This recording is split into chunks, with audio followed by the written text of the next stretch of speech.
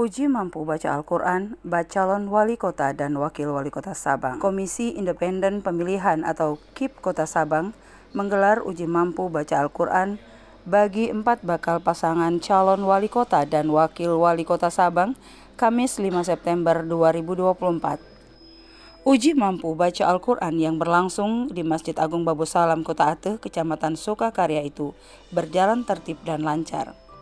Sebanyak paslon wali kota dan wakil wali kota Sabang tampak serius mengikuti uji mampu baca Al-Quran.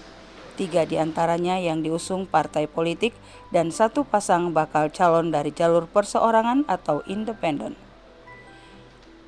Divisi Perencanaan Data dan Informasi KIP Kota Sabang Mu'alim Hasibuan mengatakan, uji mampu baca Al-Quran merupakan salah satu tahapan yang harus dilakukan oleh pasangan bacalon sesuai kekhususan Aceh yang termuat dalam Kanun Aceh.